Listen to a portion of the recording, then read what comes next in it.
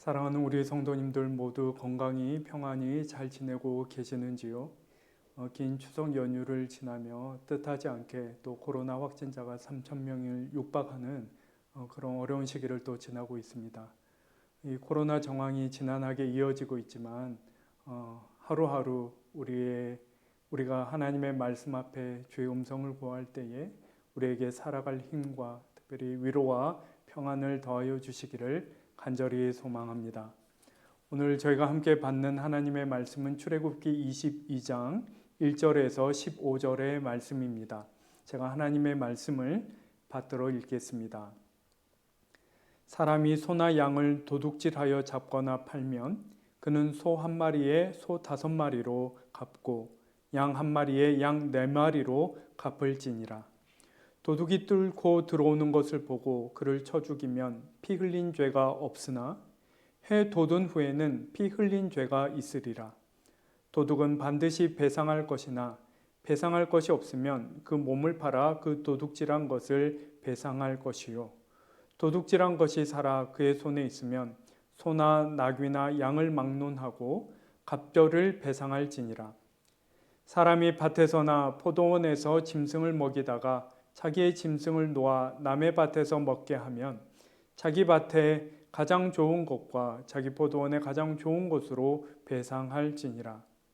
불이 나서 가신 나무에 댕겨 낯가리나 거두지 못한 곡식이나 밭을 태우면 불 놓은 자가 반드시 배상할지니라. 사람이 돈이나 물품을 이웃에게 맡겨 지키게 하였다가 그 이웃 집에서 도둑을 맞았는데 그 도둑이 잡히면 갑절을 배상할 것이요. 도둑이 잡히지 아니하면 그 집 주인이 재판장 앞에 가서 자기가 그 이웃의 물품에 손댄 여부의 조사를 받을 것이며 어떤 잃은 물건, 즉 소나 나귀나 양이나 의복이나 또는 다른 이런 물건에 대하여 어떤 사람이 이르기를 이것이 그것이라 하면 양편이 재판장 앞에 나아갈 것이요. 재판장이 죄 있다 하는 자가 그 상대편에게 갑절을 배상할지니라. 사람이 나귀나 소나 양이나 다른 짐승을 이웃에게 맡겨 지키게 하였다가 죽거나 상하거나 끌려가도 본 사람이 없으면 두 사람 사이에 맡은 자가 이웃의 것에 손을 대지 아니하였다고 여호와께 맹세할 것이요. 그 임자는 그대로 믿을 것이며 그 사람은 배상하지 아니하려니와 만일 자기에게서 도둑 맞았으면 그 임자에게 배상할 것이며 만일 찢겼으면 그것을 가져다가 증언할 것이요 그 찢긴 것에 대하여 배상하지 아니할지니라. 만일 이웃에게 빌려온 것이 그 임자가 함께 있지 아니할 때에 상하거나 죽으면 반드시 배상하려니와 그 임자가 그것과 함께 있었으면 배상하지 아니할지니라. 만일 새 낸 것이면 새로 족하니라. 아멘. 우리는 출애굽기 하면 10가지 재앙과 홍해 도하부터 떠올리지만 사실 출애굽기의 반절 이상은 법조문으로 구성되어 있습니다. 그런데 솔직히 출애굽기의 이 법 조항들을 살펴보노라면 오늘 우리에게는 조금 거칠어 보이는 면들이 있습니다. 여러분, 오늘날의 법 집행은 개인이 아닌 공권력의 중재를 통해 법리를 따라 판단해서 공적으로 집행되는 것에 반해 출애굽기의 법 집행은 개인 대 개인으로 이루어지는 것처럼 보이는 경우가 많습니다. 판단 기준의 경우에도 마찬가지입니다. 어제 우리는 소위 동해보복법이라고 일컫는 받은 만큼 기필코 갚아주는 것을 말하는 듯한 구절인 눈에는 눈, 이에는 이라고 하는 그 유명한 구절도 보았지요. 그러나 오늘날의 법리로 본다면 이런 동해보복법은 매우 미성숙한 법이라고 할 수 있습니다. 선인이 당한 피해가 억울하다 할지라도 성숙한 사람은 그것을 그대로 갚아서는 안 되는 것이지요. 특히나 상해의 경우 고대 사회에서는 보복이 어떤 권리인 것처럼 여겨졌지만 지금으로서는 그렇게 생각해선 안 됩니다. 이를테면 악인과 똑같을 수는 없고 그래서는 안 되는 것이죠. 중요한 것은 출애굽기의 율법이 주어진 취지를 제대로 깊이 이해하는 것입니다. 여러분, 사회법이라는 것이 발생한 사건의 합리적인 해결 자체보다는 본래 그 사회의 질서를 유지하고 그것을 더욱 성숙시키기 위해 있는 것이지 않습니까? 다른 말로 하면 이 법이 주어졌을 때, 이 성경의 이 출애굽기의 이 율법이 주어졌을 때 하나님이 진실로 이스라엘에게 기대하신 바가 무엇이었는가 하는 것을 오늘 본문을 읽는 가운데 우리가 잘 파악해야 한다라는 것입니다. 여러분, 오늘 본문의 2절과 3절 앞부분까지를 보시면 이렇게 기록되어 있습니다. 도둑이 뚫고 들어오는 것을 보고 그를 쳐 죽이면 피 흘린 죄가 없으나 해 돋은 후에는 피 흘린 죄가 있으리라. 야심한 밤에 강도의 침입을 받아 스스로를 보호하다가 그 피의자를 죽이는 사건이 발생했습니다. 그럴 때에는 정당방위로 인정받고 그 책임을 묻지 않는다는 것이지요. 그런데 뭐라고 얘기합니까? 해가 떠 있는 동안에는 어떻다는 것입니까? 어떤 경우에도 그 피의자를 죽음으로 몰아가서는 안 된다는 것입니다.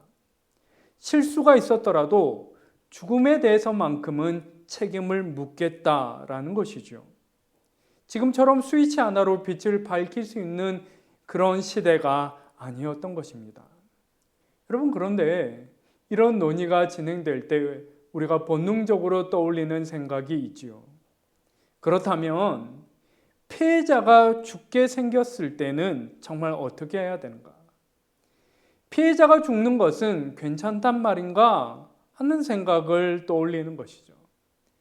그럼에도 불구하고 여기서 논의의 핵심은 방어의 정당성 자체에 있는 것이 아닙니다. 이를테면 의식적으로 정말 성숙한 사람은 내가 죽게 생겼다 할지라도 상대방을 죽이는 것은 고려하지 않는 것이죠.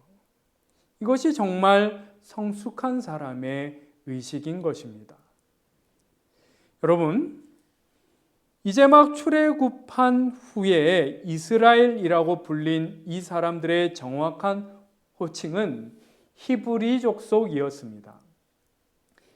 이 호칭 히브리의 기원을 두고 고대 문헌을 연구하는 사람들은 그것이 고대 근동 사회에서 오늘날로 말하면 이주 노동자들을 가리켰던 말인 하피루에서 비롯되었다 하는 것이 거의 정설입니다.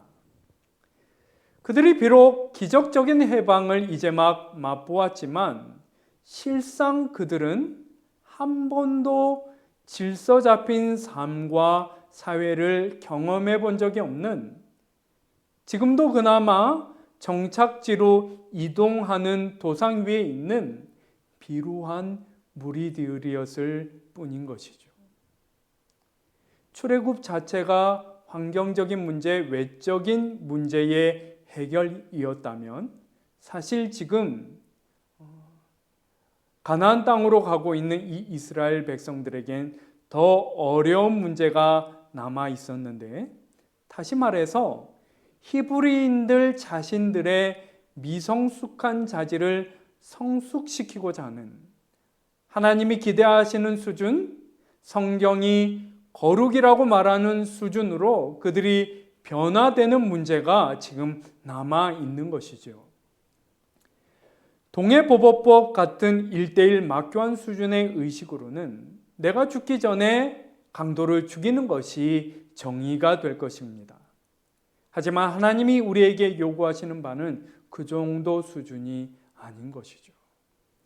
이런 경우에는 내가 죽더라도 상대는 죽이지 않는 것입니다.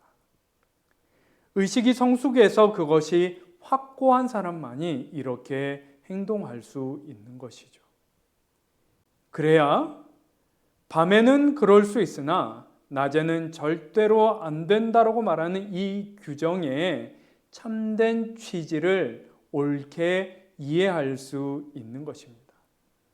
여러분 5절의 경우에도 마찬가지입니다. 사람이 밭에서나 포도원에서 짐승을 먹이다가 자기 짐승을 놓아 남의 밭에서 먹게 하면 자기 밭에 가장 좋은 것과 자기 포도원에 가장 좋은 것으로 배상할지니라, 이렇게 기록하고 있습니다. 여러분 이것이 지금 고의적인 상황입니까? 우발적인 상황입니까? 우리말 성경에는 먹게 하면 이렇게 해서 잘못 읽으면 고의적인 상황인 것처럼 읽힐 수 있지만 원어 성경을 보면 우발적인 상황이 확실합니다. 그렇다 할지라도 마땅히 어떻게 처신해야 한다라는 것이죠. 그것을 갚되 자기 소유 중에서 가장 좋은 것으로 갚으라, 이렇게 가르치고 있는 것이죠. 여러분 우리말에 도의적 책임이라는 말이 있지 않습니까? 여러분 그런데 본디 이 말은 자신이 할 바 그 도리를 최대로 다하는 것을 가리키는 말이었습니다. 그런데 실제로 오늘날 우리 사회에서 이 말이 어떻게 사용되고 있지요? 최소한의 책임만 보이라는 의미로, 최소한의 책임은 보이라는 그런 의미로 지금 사용되고 있는 것이죠. 이런 면에서는 오늘 본문이 도의적 책임이라는 말의 진정한 의미를 우리에게 옳게 가르치고 있다, 이렇게 볼 수 있는 것입니다. 그리고 본문 이어서 7, 8절을 보시면 선악간에 판단하기가 매우 까다로운 그런 경우에 대한 규정들이 기록되어 있습니다. 한 사람이 다른 사람에게 중요한 물건을 맡겼는데 그만 그 사람이 그 물건을 절도당한 것이죠. 예. 여러분 이런 경우엔 어떻게 해야 하겠습니까? 본문에 따르면 다행히 도둑이 잡힐 경우 그 도둑이 본래 절도에 대한 규정대로 갑절로 갚으면 그만입니다. 그런데 도둑을 잡지 못하면 어떻게 해야 하는 것이죠? 8절을 보시면 재판장 앞에서 그 물건을 맡았던 사람이 자신이 그 물건을 가로채지 않은 것임을 조사받고 적절하게 밝혀야 한다, 이렇게 기록되어 있습니다. 그런데 여러분 이 8절의 재판장, 여러분이 가지고 계신 대부분의 성경에 이 재판장이라는 단어에 각주가 붙어 있을 것입니다. 아래를 보셔서 그 각주에 뭐라고 적혀 있는지를 한번 확인해 보시지요. 하나님, 이렇게 기록되어 있죠. 여러분 이 재판장이라는 단어가 히브리어 성경에서는 하나님을 가리키는 엘로힘이라는 단어로 표기되어 있다라는 의미입니다.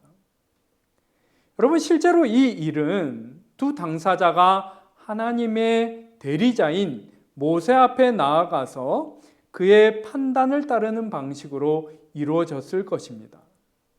하지만 그렇게 모세 앞에 나아간다 할지라도 두 사람이 정말 기억해야 할 것은 무엇이라고 오늘 이 8절이 우리에게 얘기하고 있는 것입니까?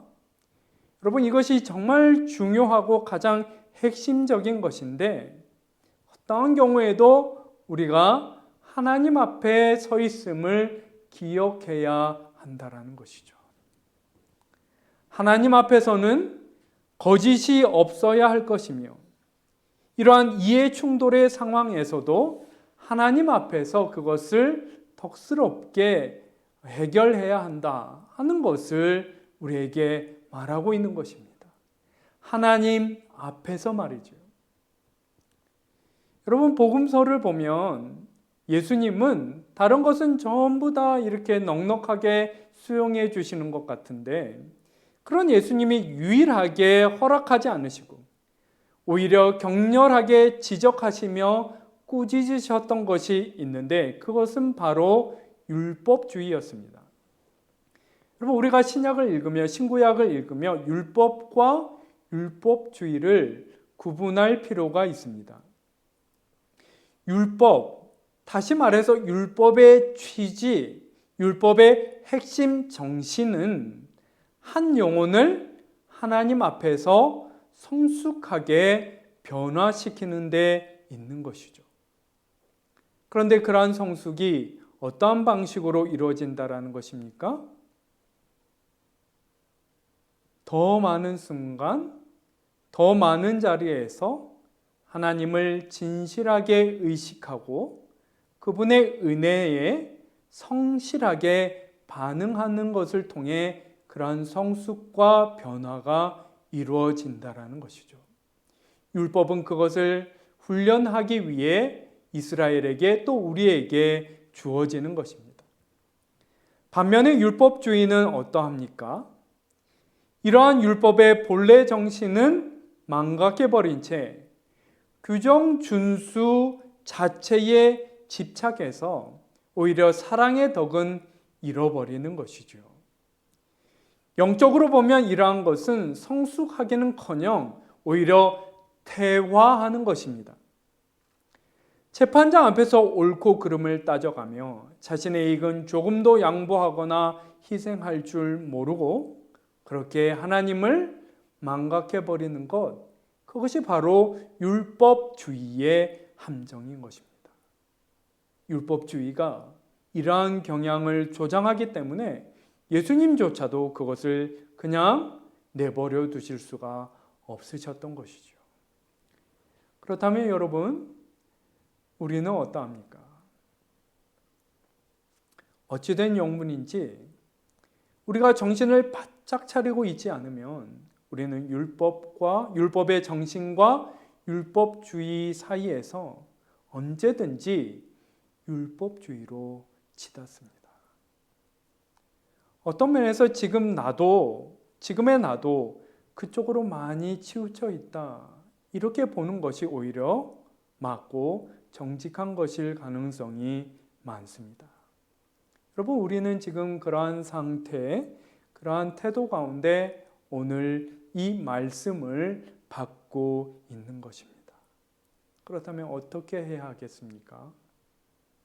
옳고 그름을 가리는 세상 법리를 최소한으로 만족시키는 그러한 수준이 아닌, 그것을 피할 수 없이 넘어서는 삶의 더 많은 순간을 하나님 앞에서 행하며 그분과 동행하는 거룩의 법리가 우리 가운데 회복되어야 하는 것이죠.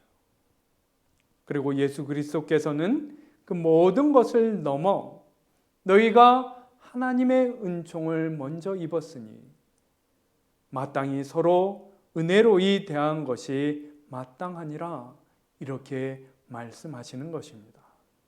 참으로 이 말씀을 받고 기도하는 우리 안에 주님께서 진실한 거룩과 사랑을 회복시켜 주시기를 간절히 소망합니다. 기도드리겠습니다. 하나님 아버지, 어느덧 너무 익숙하여진 나머지 우리를 하나님 앞에 끊임없이 성숙해 하시고자 하시는 그 하나님의 바람을 저버린 채 습관적으로 그저 신앙생활 하고 있는 것은 아닌지, 또 다른 이들을 그렇게 바라보며 판단하고 있는 것은 아닌지, 이 말씀에 비추어서 저희가 저희 자신을 진실히 돌아볼 수 있는 은혜를 허락하여 주시옵소서.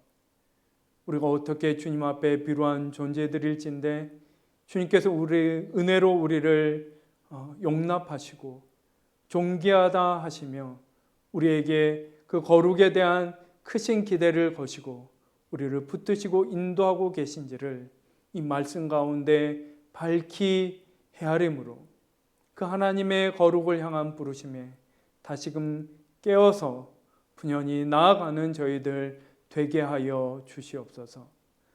먼저 은혜를 받은 자로서 서로에게 은혜를 끼치며 서로를 위로하고 격려하는 가운데 그렇게 성숙의 길로 동행하여 나아가는 모든 우리 영암의 권속들 되게 하여 주옵소서.